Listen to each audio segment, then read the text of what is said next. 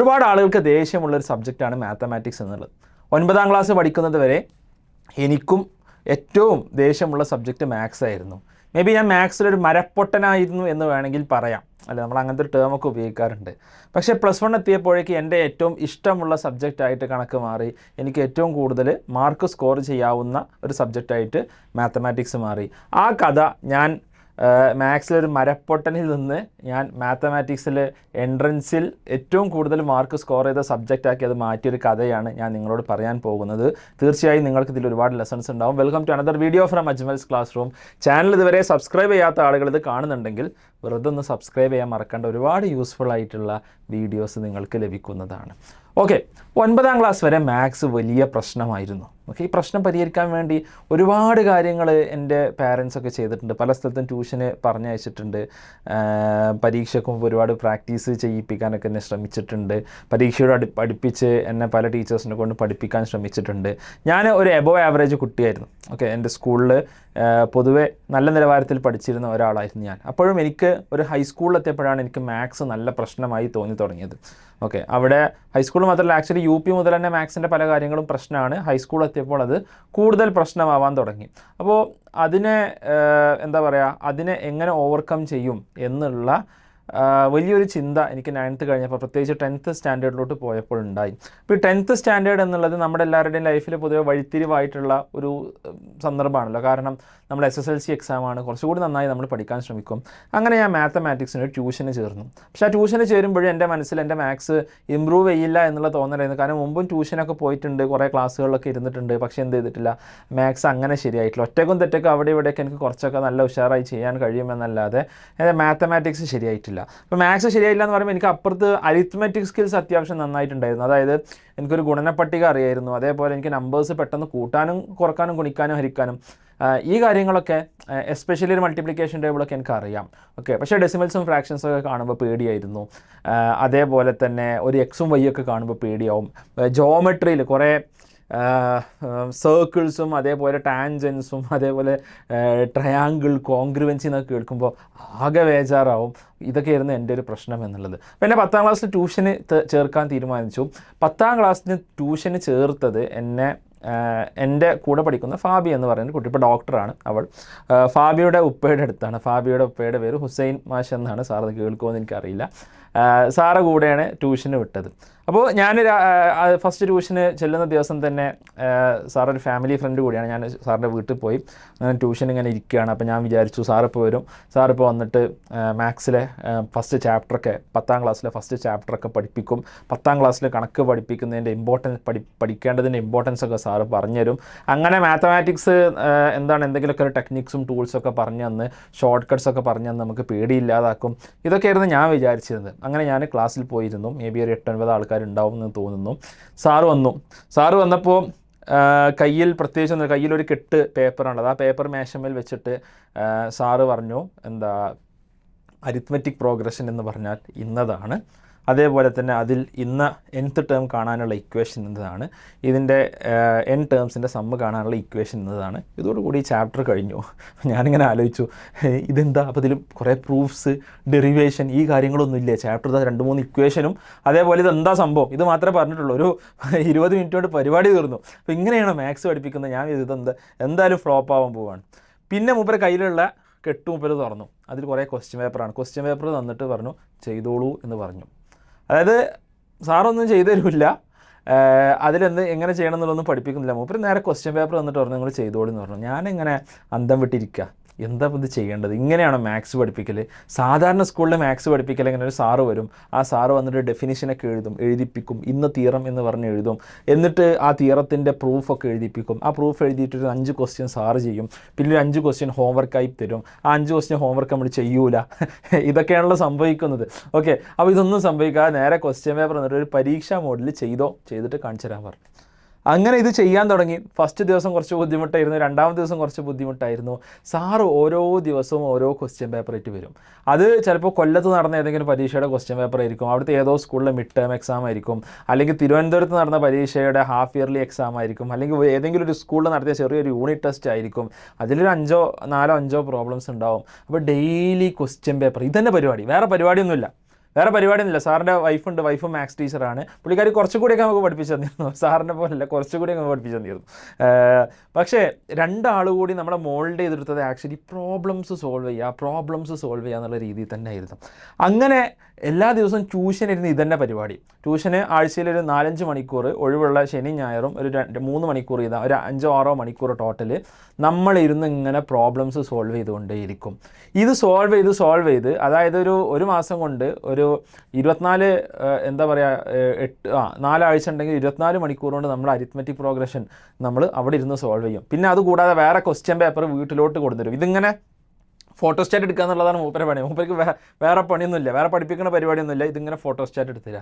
അപ്പോൾ ഇതിങ്ങനെ ഫോട്ടോസ്റ്റാറ്റ് എടുത്ത് തരും, നമ്മൾ വീട്ടിൽ കൊണ്ടുപോയി ചെയ്യും. മേ ബി ഒരു മണിക്കൂർ നമ്മൾ ഒരു മാസം നമ്മളൊരു 40-50 മണിക്കൂർ മാത്സ് പ്രോബ്ലം ചെയ്തിട്ടുണ്ടാവും. പിന്നെ ഈ എന്താ പറയുക, പിന്നെ ഏത് പ്രോബ്ലം കണ്ടാലും ഒരു പേടിയില്ലാത്തൊരവസ്ഥയിലെത്തി. എല്ലാ ചാപ്റ്ററും തന്നെ ചെയ്യുന്നത്. അതിനിടക്കാണ് ഞങ്ങളുടെ ഒരു ക്വാർട്ടർലി എക്സാം വന്നത്. ക്വാർട്ടർലി എക്സാം 10ാം ക്ലാസ്സിലെ ക്വാർട്ടർലി എക്സാം ഭയങ്കര ടഫ് എന്ന് പറഞ്ഞാൽ എൻ്റെ ഒരു ഫ്രണ്ട് ഉണ്ടായിരുന്നു. എൻ്റെ ഫ്രണ്ട് ഷക്കീർ, ഞങ്ങളെ ക്ലാസ്സിൽ പഠിക്കുന്നത് ഷക്കീർ. ക്വസ്റ്റ്യൻ പേപ്പർ എടുത്ത് വലിച്ചെറിഞ്ഞ് ഒറ്റ ഓട്ടം. എൻ്റെ ഉമ്മ സ്കൂൾ ടീച്ചറായിരുന്നു, ഉമ്മയായിരുന്നു അവിടെ ഇൻവിജിലേറ്റർ ആയിരുന്നിരുന്നത്. എന്നെ നിങ്ങൾ കാണൂല എന്ന് പറഞ്ഞിട്ട് അവൻ ക്വസ്റ്റ്യൻ പേപ്പർ വലിച്ചെറിഞ്ഞിട്ട് അവന് എക്സാം ഹാളിൽ നിന്ന് ഇറങ്ങി ഓടി. അങ്ങനത്തെ ഒരു പേപ്പറുകളൊന്ന് ആലോചിച്ച് നോക്കി. അത്ര ടഫായിട്ടൊരു പേപ്പർ. ചിലപ്പോൾ ഇന്ന് SLCക്കൊന്നും അങ്ങനത്തെ ഒരു പേപ്പർ നിങ്ങൾക്ക് അറിയിക്കാൻ പറ്റില്ല. ഗവൺമെൻറ് സെറ്റ് ചെയ്ത ക്വസ്റ്റ്യൻ പേപ്പർ, അതും ക്വാർട്ടർലി പരീക്ഷയുടെ ഓണപ്പരീക്ഷയുടെ ക്വസ്റ്റ്യൻ പേപ്പർ. അത്തരം ഒരു ക്വസ്റ്റ്യൻ പേപ്പർ 80ലാണ് മാർക്ക്. 80 ക്ലാസ്സിൽ സെക്കൻഡ് വന്ന മാർക്ക് 45 43, അതായത് പകുതി മാർക്കാണ് വന്നിട്ടുള്ളത്. എൻ്റെ മാർക്ക് മാത്രം 77. എല്ലാവരും ഞെട്ടി, ഞാനും ഞെട്ടി.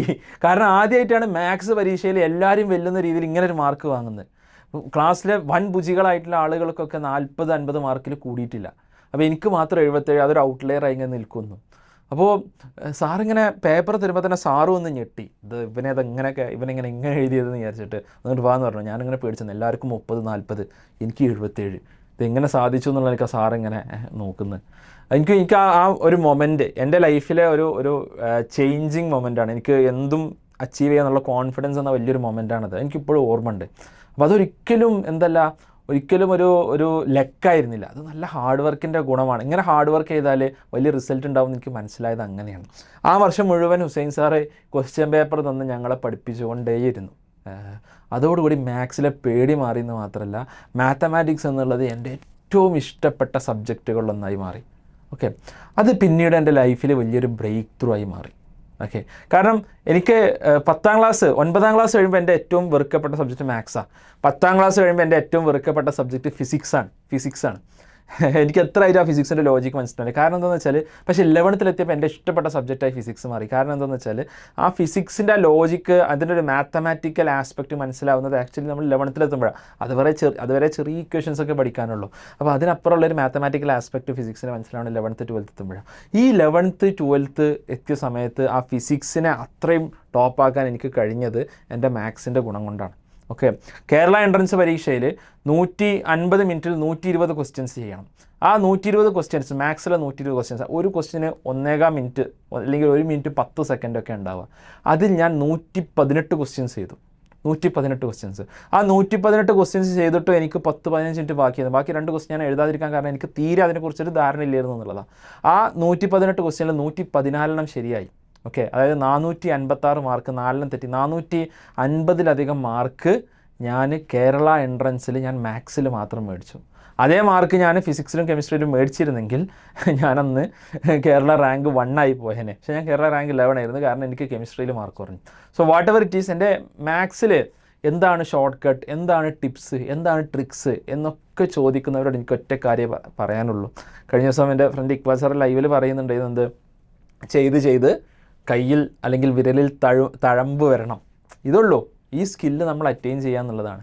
ചെയ്തുകൊണ്ടേയിരിക്കുക, ക്വസ്റ്റ്യൻസ് ചെയ്തുകൊണ്ടേയിരിക്കുക. തിയറി എന്താണ് എന്നുള്ളത് മാത്രമല്ല പ്രധാനം, അല്ലെങ്കിൽ കുറേ പ്രൂഫ്സ് ചെയ്യാന്നുള്ളത്. പ്രൂഫ്സൊക്കെ അതിൻ്റെ ഭാഗമായിട്ട് വരും. അപ്പോൾ ഹുസൈൻ സാർ ഇങ്ങനെ ക്വസ്റ്റ്യൻസ് വരുമ്പോൾ എന്താ, അതിൽ പ്രൂഫ്സും ഉണ്ടാവും. അത് വെറും പ്രോബ്ലംസ് മാത്രമല്ല, അതിൽ പ്രൂഫുകൾ ഉണ്ടാവും. പ്രൂഫുകൾ ചോദിക്കും, പല പരീക്ഷയ്ക്കും പ്രൂഫ് ചോദിക്കുമല്ലോ. അങ്ങനെ പഠിച്ചു. ഇതിനെക്കുറിച്ച് പലതും ആലോചിക്കും. ചില ക്വസ്റ്റ്യൻസ് ചിലപ്പോൾ പുള്ളിക്ക് പോലും കിട്ടില്ല, നമ്മളിരുന്ന് കണ്ടുപിടിക്കും. ഓക്കെ, ആ ലെവലിലോട്ട് നമ്മൾ എത്താനുള്ള കാരണം പ്രോബ്ലംസ് കണ്ട് നമുക്ക് എന്താ പൂതി തീർന്നു എന്ന് പറയാം ഞങ്ങളുടെ മലപ്പുറത്തുകാർ. ആ പൂതി തീർന്ന അവസ്ഥയിലെത്തി. അത്രയധികം പ്രോബ്ലംസ്. അതോടുകൂടി ലൈഫിലെ മാത്സിനെ നമ്മൾ എൻജോയ് ചെയ്യാൻ തുടങ്ങി. മാത്തമാറ്റിക്സ് എന്നുള്ളത് അത്രത്തോളം ഇഷ്ടപ്പെട്ട ഒരു സബ്ജക്റ്റായി മാറി. അപ്പോൾ എനിക്ക് നിങ്ങളോട് പറയാനുള്ളത്, മാത്സിനെ ഇഷ്ടപ്പെടാത്ത ആളുകളോട് പറയാനുള്ളത്, നിങ്ങൾ മാത്സിനെ ഇഷ്ടപ്പെടും. ഐൻസ്റ്റീൻ പറഞ്ഞ പോലെ മാത്സ് ഒരു ഗെയിമാണ്, ഒരു കള്ളനും പോലീസും ഗെയിമാണ്. ആ കള്ളനെ കണ്ടുപിടിക്കുക എന്നുള്ളതാണ്. അവിടെ നമ്മൾ മാത്സിനെ ഇഷ്ടപ്പെടും. എപ്പോഴാണ് നമ്മൾ മാത്സിനെ ഇഷ്ടപ്പെടുക? നമ്മുടെ ലൈഫിലെ മാത്സ് ഒരു ദിനചര്യയുടെ ഭാഗമായി മാറുമ്പോൾ, ആ പ്രോബ്ലംസ് അങ്ങനെ ചെയ്തുകൊണ്ടേ ഇരിക്കുമ്പോൾ ആദ്യം കുറച്ച് ബുദ്ധിമുട്ടുണ്ടാവും. It will take some time. ആ ടൈം നമ്മൾ എടുത്തു കഴിഞ്ഞാൽ പിന്നെ നമ്മുടെ ഒരു ഗ്രോത്ത് എക്സ്പോണൻഷ്യൽ ഗ്രോത്ത് ആയിരിക്കും. ഓക്കെ, ആ രീതിയിൽ മാത്തമാറ്റിക്സിനെ അപ്രോച്ച് ചെയ്യാൻ നമുക്ക് സാധിക്കേണ്ടതുണ്ട്. ക്വസ്റ്റ്യൻസ് ചെയ്തുകൊണ്ടേ ഇരിക്കുക. പഴയ ക്വസ്റ്റ്യൻസ് പരമാവധി ചെയ്യുക. എൻട്രൻസിന് പഠിക്കുന്ന ആൾക്കാരാണെങ്കിൽ ജെഇക്ക് ഒരുപാട് ക്വസ്റ്റ്യൻസ് വന്നിട്ടുണ്ട്, നീറ്റിന് കീമിന് ഒരുപാട് ക്വസ്റ്റ്യൻസ് വന്നിട്ടുണ്ട്. ആദ്യം ടഫിലോട്ട് പോകണ്ട, ആദ്യം ഒരു കീം ലെവൽ പ്രോബ്ലംസ് തുടങ്ങുക, പിന്നെ ജെഇ ലെവൽ പ്രോബ്ലംസ് ചെയ്യുക. കുറേ തിയറിയിൽ കെട്ടിമറിയാതെ പ്രോബ്ലംസ് ചെയ്ത് തഴക്കം വരിക, കയ്യിൽ തഴമ്പ് വരിക. അത് മാത്രമാണ് മാത്തമാറ്റിക്സിനെ നേരിടാനും. അങ്ങനെ നേരിട്ടാൽ നിങ്ങൾ automatically you will fall in love with mathematics. നിങ്ങൾ മാത്സിനെ അത്രത്തോളം ഇഷ്ടപ്പെടാൻ തുടങ്ങും. നിങ്ങളുടെ ബാക്കി സബ്ജക്ട്സിൽ അത് റിഫ്ലക്റ്റ് ചെയ്യും. നിങ്ങളുടെ കെമിസ്ട്രിയിലും ഫിസിക്സിലും ഈവൻ ബയോളജിയിൽ വരെ നിങ്ങളുടെ മാത്സിനോടുള്ള ഒരു മുഹബത്ത് നിങ്ങളെ അത്രത്തോളം ആ സബ്ജക്ട്സിനോടും അടുപ്പിക്കും. ഓക്കെ, ഇത്രയാണ് എനിക്ക് പറയാനുള്ളത്.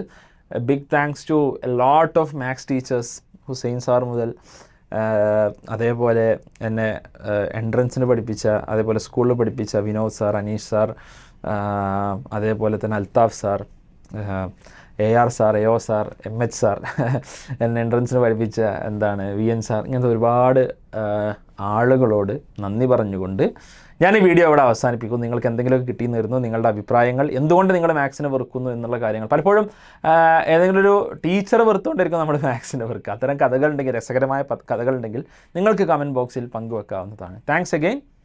See you in another video. Channel subscribe ചെയ്യാൻ മറക്കണ്ട. ബൈ.